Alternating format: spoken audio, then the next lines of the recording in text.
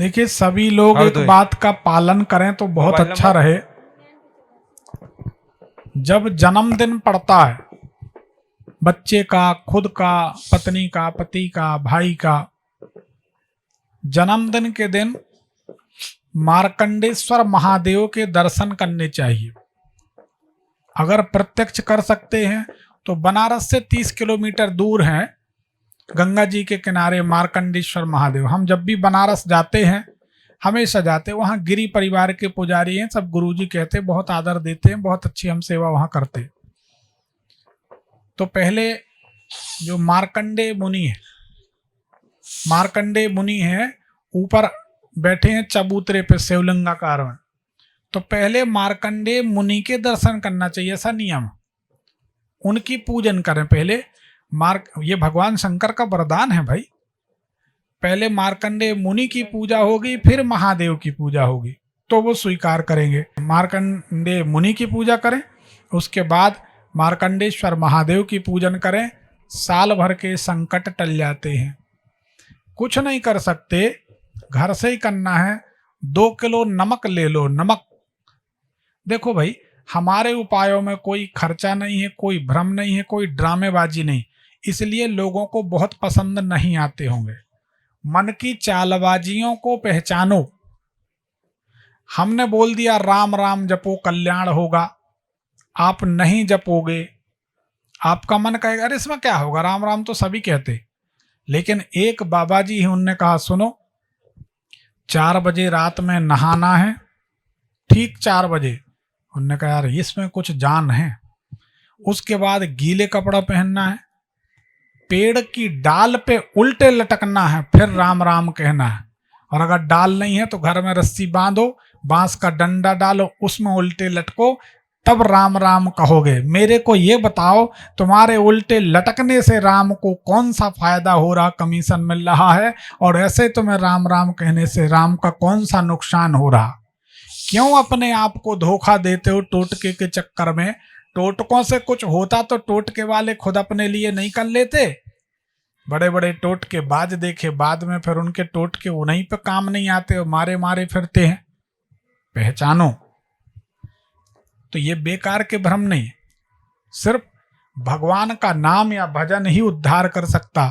2 kilo नमक ले लो, kilo भर नमक ले लो, नमकीन ले लो, मिक्सचर, ये जो खाते अपन चिवड़ा वगैरह, मिक्सचर, ऐसा नमकीन नाना प्रकार के, हल्दीराम, ये वो, बालाजी, नमकीन के 100-100 ग्राम के पैकेट लो। जन्मदिन के दिन सबको दान करो। मीठा भले ना खिलाओ, नमकीन दान करो। अगर साल भर में संकट आए तो हमें बताना, नहीं आएगा। हमारा अनुभव, ये अनुभव। अगर जन्म कुंडली में मुंथा खराब होता है, 8वें घर में मुंथा चला गया, बरसेस 8वें घर में चला गया, और जन्म कुंडली की लग्न का फिर से उदय हो गया, तो उसे एकोदय वर्ष कहते हैं।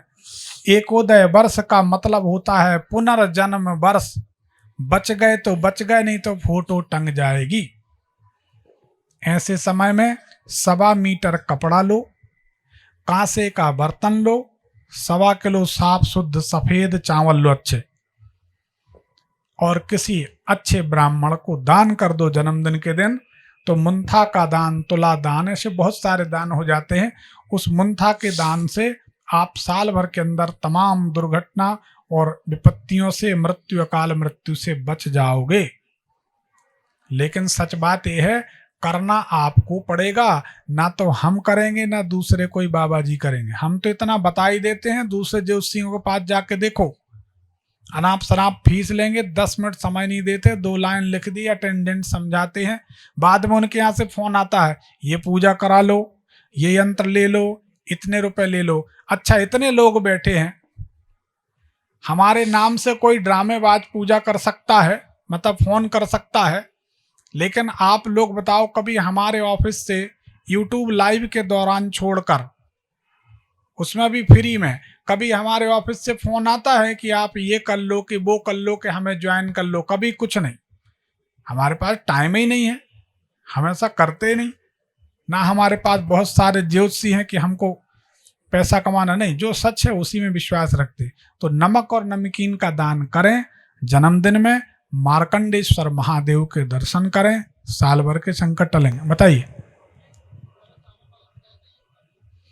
जब ये दान तब करना जब मुंथा खराब हो कुंडली में।